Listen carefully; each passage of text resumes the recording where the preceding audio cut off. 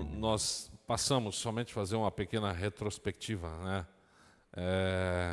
No capítulo 3, Paulo ele enfatiza que a fé em Jesus Cristo, né? A fé no sacrifício expiatório, no sacrifício substitutivo de Cristo, é o único caminho para a salvação. Eu creio que todos nós cremos, né? Entendemos essa parte. Capítulo 3, verso 28, ele vai dizer assim: concluímos, pois, que o homem é justificado pela fé, independente das obras da lei. Certo? Ok.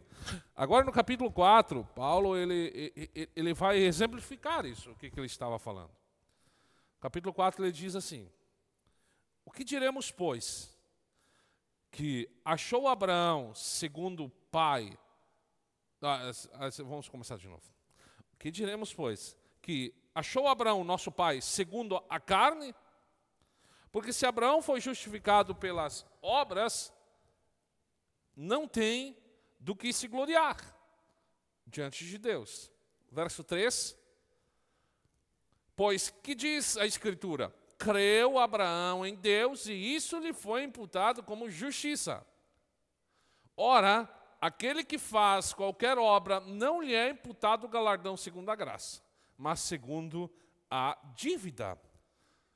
Mas aquele que não pratica, mas crê naquele que justifica o ímpio, e a sua fé lhe é imputado como justiça. Assim também Davi declara, bem-aventurado, o homem a quem Deus imputa justiça sem as obras, dizendo: bem-aventurados aqueles cujas maldades são perdoadas e cujos pecados são cobertos. Bem-aventurado o homem a quem Deus não lhe imputa o pecado. Nós vamos transcorrer hoje nesses 8 versículos e nós vamos entender, e isso se aplica diretamente em nossa vida, para a nossa salvação. Qual é o nosso proceder, como nós devemos se portar. Mas lendo somente essa pequena passagem, nós temos que entender duas coisas. Isso nos traz consequência. Primeiro, que se não são as nossas próprias obras que nos justificam, então não há espaço para nós nos gloriarmos. Verso 27 vai dizer assim, onde está logo a jactância? Foi todo excluído. Quer dizer, onde está o orgulho? Onde está agora de nós podermos gloriar? Não, está excluído, porque não é por nossas obras que nós somos salvos. Segundo lugar, judeus e gentios, eles têm acesso à mesma justificação.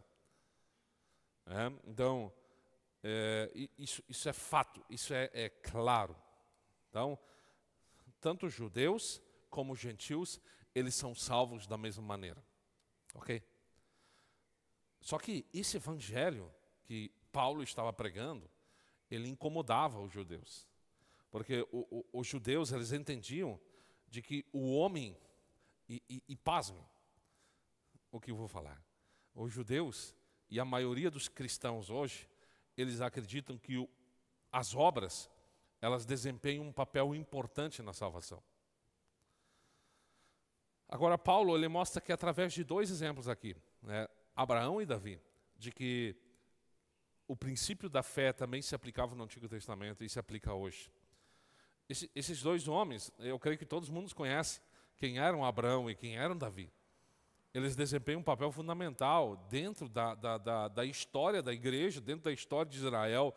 Abraão, por exemplo, ele foi um patriarca. Ele foi patriarca de uma nação. Abraão é um dos nomes mais citados em todo o Oriente Médio hoje. Tanto nós, tanto a fé como os judeus, até mesmo os muçulmanos, eles consideram Abraão como o pai da fé. E ele foi considerado amigo de Deus, ele é considerado pai de todos os crentes. Por meio da descendência, todas as terras seriam abençoadas. Davi foi um homem chamado segundo o coração de Deus. Ele está dentro da linhagem de Messias, do Messias. E agora, se nós pudéssemos dizer que alguém poderia ser salvo pelas obras, nós poderíamos dizer que seriam esses 2. Mas não, a Bíblia diz que eles também, a justificação deles, a salvação deles, veio através da fé e não pelas obras. Então, a verdade que eu quero que vocês levem nessa manhã é essa. Não pelas próprias obras, mas somente pela fé. Nós já falamos isso. mas ele é um assunto que cabe tão certo, né? Porque nós justamente esse mês estamos comemorando o mês, relembrando o mês da Reforma, né? 31 de outubro, nós relembramos a Reforma de Martinho Lutero. Vamos lá. Primeiro ponto, Abraão, ele creu em Deus. Isso nós podemos pautar biblicamente. Então, Abraão, ele é o nosso pai, ele é o nosso modelo. Se alguém, por exemplo, perguntasse a Moisés, Davi ou Elias, todos eles diriam que Abraão é o exemplo deles, que Abraão era o pai da fé deles. Abraão, ele estava em Ur dos Caldeus, em Ur dos Caldeus, adorando deuses pagãos, diz a palavra de Deus. Quando Deus chegou e entrou na vida de Abraão. Ele tinha 75 anos, ele não tinha nenhum filho.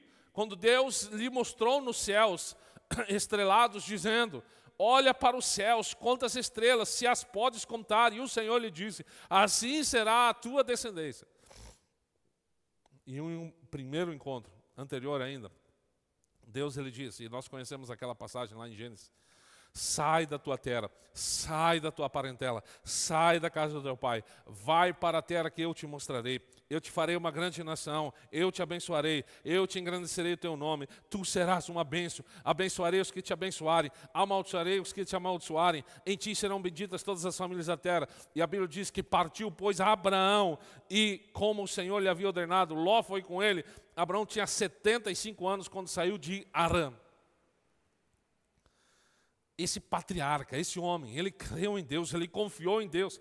Por isso, todo o Novo Testamento, ele ocupa um papel especial dentro da menção, né? Agora em Romanos aqui, depois nós vamos ver lá ele em Hebreus.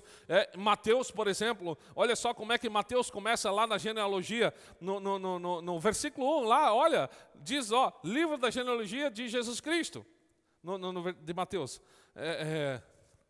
Mateus 1. Livro da geração de Jesus Cristo, filho de Davi, filho de Abraão. Esse homem, ele está dentro da genealogia de Jesus. E começa de lá a descendência de Jesus. Então, a Bíblia diz, repetidas vezes, Abraão, amigo de Deus. Abraão, amigo de Deus. Abraão creu em Deus. E isso lhe foi imputado como justiça. Foi chamado amigo de Deus. Tiago 2:23 vai nos falar disso. Paulo mostra agora que nem mesmo esse herói da fé, este grande homem, exemplo para nós, ele pôde optar por outro caminho para ser salvo. Exclusivamente pela fé ele foi salvo. Ele era um pecador. Paulo ele faz a indagação, porque Abraão ele era bem quisto em todo o povo judeu na história. E aí Paulo, ele propositalmente, ele pergunta para os judeus: vocês acham que Abraão, ele alcançou a salvação segundo a carne, segundo as obras? Isso não quer dizer que nem mesmo Abraão teve justiça diante de Deus por aquilo que ele fez, por aquilo que ele estava fazendo, mas exclusivamente porque ele creu. Abraão também não era justo, porque já naquela época havia homens maus. Muitas vezes nós olhamos para trás e nós dizemos e pensamos saudosamente, aquilo era uma boa época, as pessoas eram melhores. Nós dizemos, não, mas antigamente as pessoas elas eram melhores. Será? Se nós olharmos no princípio da história bíblica, lá em Gênesis 6, diz a palavra de Deus que viu o Senhor a maldade do homem, viu que a maldade do homem se multiplicara sobre a terra, pois toda a imaginação, do seu coração era continuamente má. O homem sempre foi mau. O homem sempre foi mau. Abraão não estava isento a isso. Abraão estava incluído nisso. Deus não olhou do céu e estava procurando um homem bonitinho, um homem bonzinho. Não, ele olhou para Abraão. Assim também ele olhou para você. E assim ele olhou para você não porque você tinha algo a oferecer. Não, mas eu vou escolher, porque é isso. Não, ele escolheu você, porque ele escolheu você. Um dia você pergunta para ele o que você tinha para que ele te escolhesse. Mas a escolha de Deus não se dá por aquilo que nós podemos oferecer. Se dá a sua grandeza e a sua benignidade. A Bíblia diz que não há um justo sequer. Não há ninguém que busque a Deus. O que Abraão conseguiu segundo a carne? Nada. Nada. Mas o que isso significa? Abraão creu em Deus. Abraão creu em Deus. O que isso significa, em primeiro lugar? Deus, ele tomou a iniciativa. Assim como aconteceu na tua vida também. Deus tomou a iniciativa. Deus, ele foi o ativo dessa promessa. O que fez Abraão? Quando ele foi chamado por Deus, sair da sua terra, ele respondeu com fé. Assim como nós fizemos, nós cremos. Nós cremos nesse chamado de Deus. Então a salvação não consistiu em Deus reagir a Abraão. Abraão está me procurando, então não. Deus estava procurando Abraão e Abraão reagiu. Ele foi ao encontro de Abraão. E ele diz, sai da tua terra. Ele ordena a Abraão e Abraão creu. Agora, o que aconteceu? A justiça lhe foi imputada.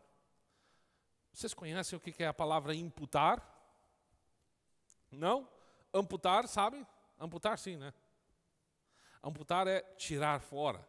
Geralmente, quando nós falamos em amputar, nós nos lembramos de amputar alguma perna, um braço. Imputar é o contrário. É colocar. É impor.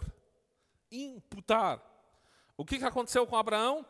Lhe foi imputada, lhe foi sobreposto, lhe foi dado justiça. Depois nós vamos ler lá no capítulo 5, diz que, porque assim como pela desobediência de um homem só, muitos se tornaram pecadores, assim também pela obediência de um homem só, muitos se tornarão justos. Então, todos nós somos culpados de Adão, em Adão. No entanto, existem também outras duas imputações. Em Adão nós somos considerados, então, condenados, mas agora por Cristo, nós é imputada a justiça. Aconteceu a dupla imputação. Primeiro, o nosso pecado, ele foi lançado sobre Cristo, imputado em Cristo, e ele vai para o Gólgota, ele vai para a cruz com o nosso pecado, lá ele paga o nosso pecado. Mas acontece a segunda imputação, se pega a justiça de Cristo e ela é imputada sobre os seus filhos, sobre a sua igreja. Então, a justiça, porque não adiantaria simplesmente dizer estão perdoados os pecados, mas isso não nos capacitaria para herdarmos os céus. Nós seríamos alguém como sem dívida, mas isso não nos daria crédito algum. E qual é o crédito que nos foi dado? A justiça de Cristo. A justiça de Cristo, ela foi imputada sobre nós. Ela foi colocada sobre nós. Isso é maravilhoso. E o que nós fizemos para isso? Nada. Nada. Deixa eu trazer isso para o nossa ideia. Imagina, vamos tentar usar aqui um nome que está em uma grande e sempre está em alta, o Elon Musk. Só que isso não tem nem comparação com aquilo que Jesus fez. Um dia você é um Jonatas Vida da Silva, não tem nada, cheio de conta.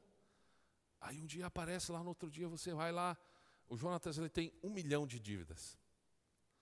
Aí outro dia o Jonatas acorda, aquele débito ele foi quitado. Bom, que bom, né? Que legal. Mas isso, ele só não tem dívida, mas continua sem dinheiro. Mas aí daqui a pouco surge uma informação que o Jonatas, além de ele não ter mais dívidas, agora ele recebeu um crédito. Vamos chutar assim, vamos viajar bem, 100 milhões de dólares. Reais é pouco. De dólares. E além disso, de receber 100 milhões de dólares, ele recebeu uma nova filiação. Agora é Jonatas Vida Musk, filho do Elon Musk. Uau, isso é maravilhoso! Isso é fantasia, na verdade. Eu tento trazer para o lado materialista, mas o que aconteceu com nós foi muito maior. Um dia, nós éramos o Jonatas Vide, falido, filho do diabo, porque enquanto nós éramos, a parte de Cristo, nós éramos filhos do diabo, Efésios nos diz isso. Mas um dia Cristo ele nos reencontrou. E a Bíblia diz que Ele quitou todas as nossas dívidas. Todos os nossos escritos de dívidas eles foram cravados em Cristo na cruz.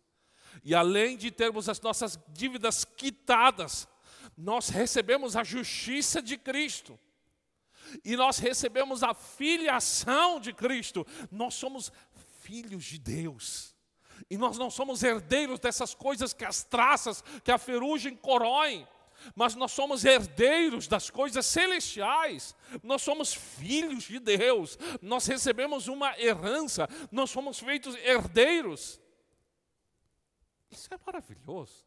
Adão recebe essa imputação, essa justiça. Então, na cruz, Jesus ele pagou exatamente o preço da nossa culpa. E isso nos é imputado a sua justiça. Ainda nos é imputado a sua justiça. Ok, como é que Abraão recebeu essa justiça? Como é que você recebeu essa justiça? É um canal. É um canal. É um meio. Como é que isso transcorre até nós? Como é que isso chega até nós? Através da fé. A fé é o meio de receber essa justiça. Não é a causa da justiça. Ali muitas pessoas, eles pecam. Porque eles dizem assim, eu sou salvo porque eu tenho fé. Não, nós somos salvos porque Cristo optou em nos salvar. Como é que Ele usou? Pela fé. Nós reagimos pela fé. Eu poderia exemplificar aqui, mas aí nós vamos muito longe.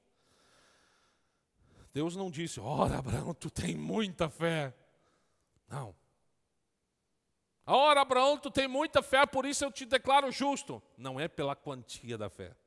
Mas a Bíblia diz que Abraão, ele creu em Deus, ele teve fé. Não importa a quantidade da tua fé, importa aonde essa fé é direcionada. Então, você crê em Deus, isso lhe é imputado como justiça. Então, isso também não significa que a fé é instrumento pelo qual Deus nos declara justos. Então, a fé não produz a nossa salvação. Por isso não adianta para a pessoa falar, e chegar e dizer, Jefferson, tu tem que crer. Você precisa ter fé. Não, o certo é, Jefferson, você precisa crer em Deus. Precisa direcionar, porque assim todas as pessoas têm fé.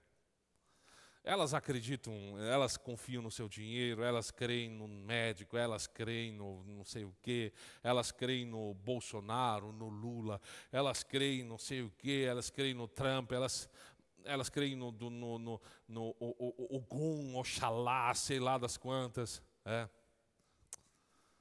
Não, nós precisamos direcionar a nossa fé para o único que pode nos trazer a salvação, que é Cristo. Então, esse exemplo de Abraão, ele nos ensina justamente isso. É inútil nós buscarmos ser salvos pelas boas obras. Então, como diz, pois a Escritura, Abraão creu em Deus, isso lhe foi imputado como justiça. Ok? Entendemos isso. Davi, ele é um outro exemplo de crer, né? Ele declara aqui as bem-aventuranças, por exemplo. Abraão foi uma das maiores personalidades da Bíblia, mas Davi também se destacou.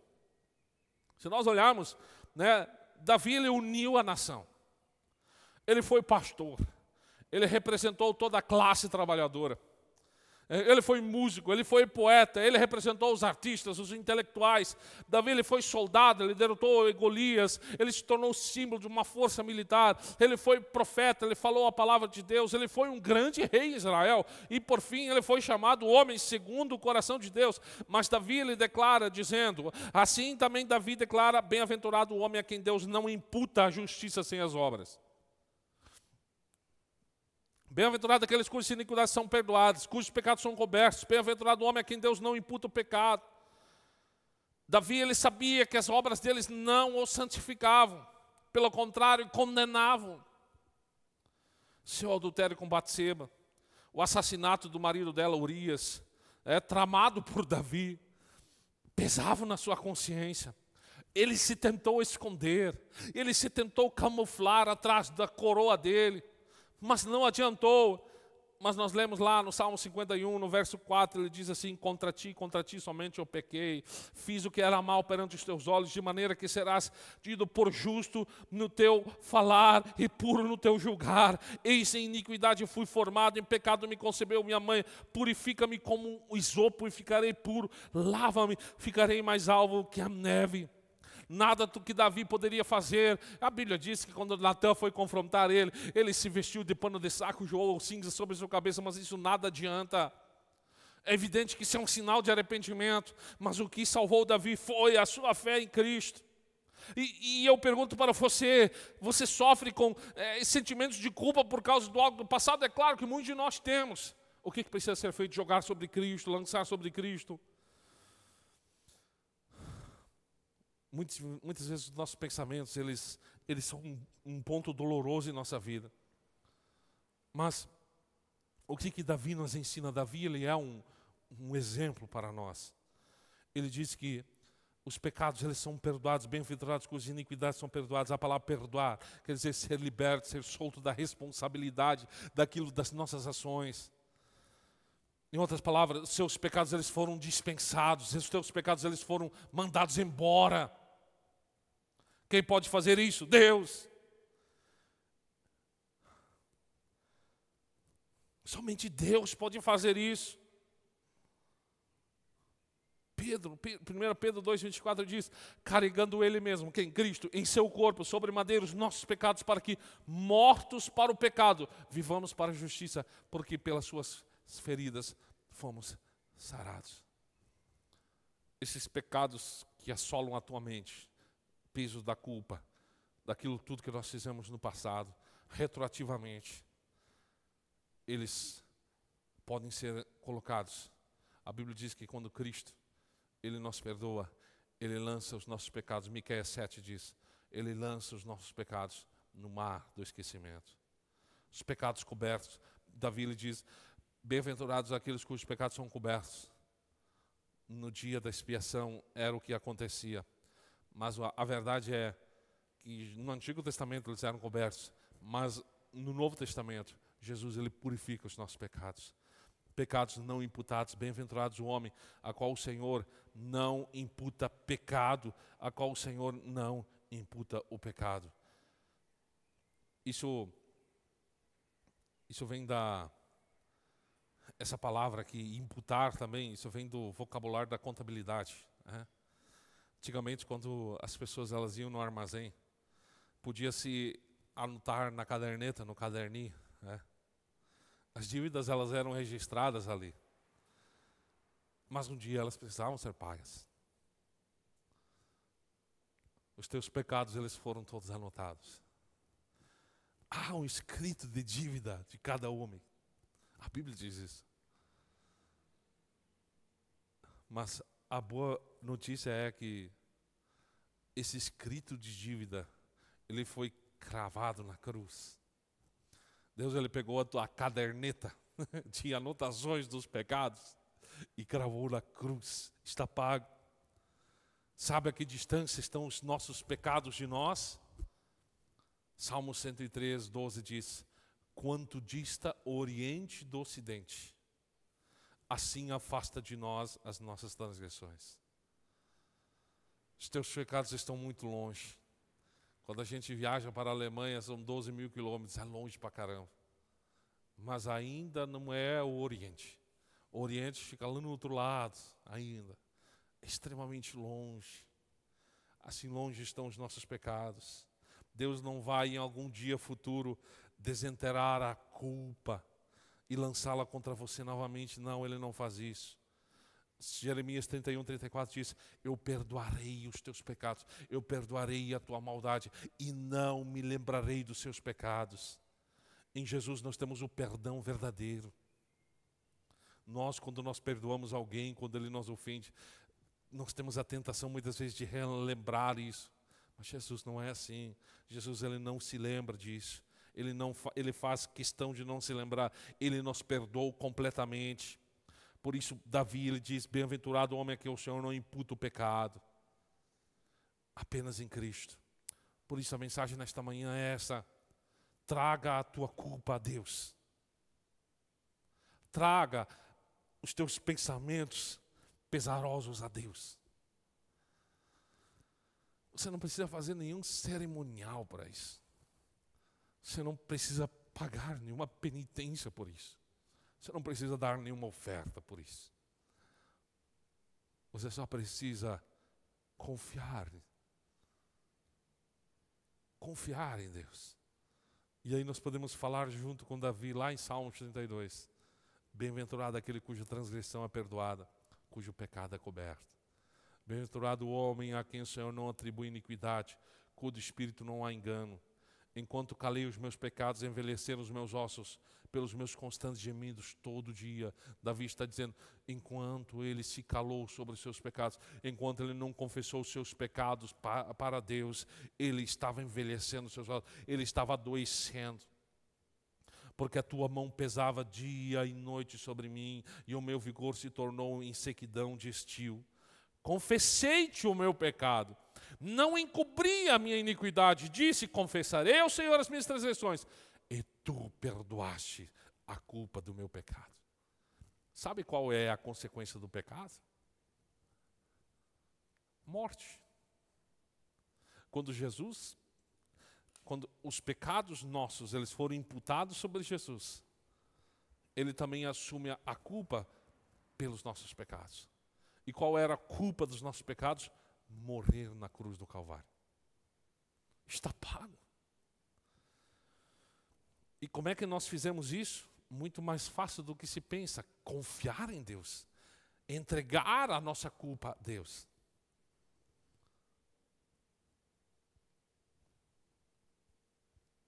Eu sempre ouço isso frequentemente.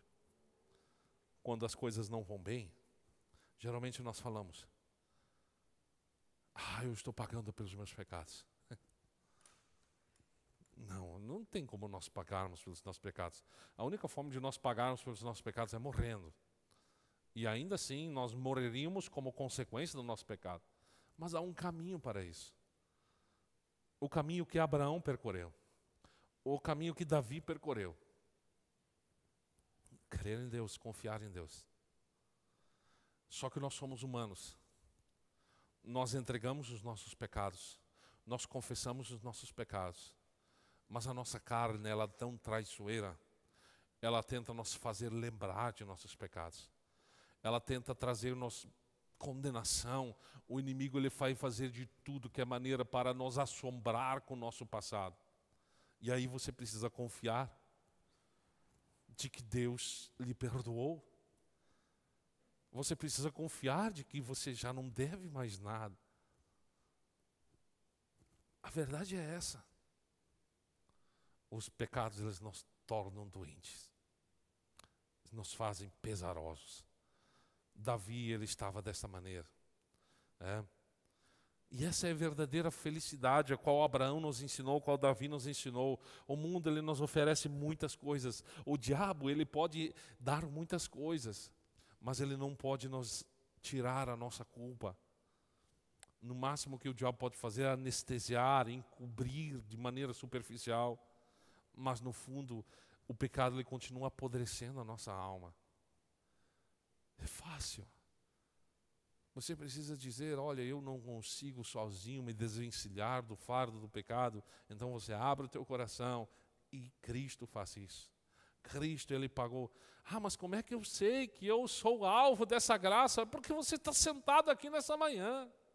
Porque você, quem sabe, vai ouvir essa mensagem daqui para frente.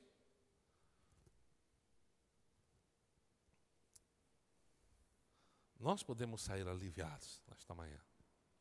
E é isso que nós relembramos nesta manhã. O sacrifício de Cristo na cruz pelo nosso pecado.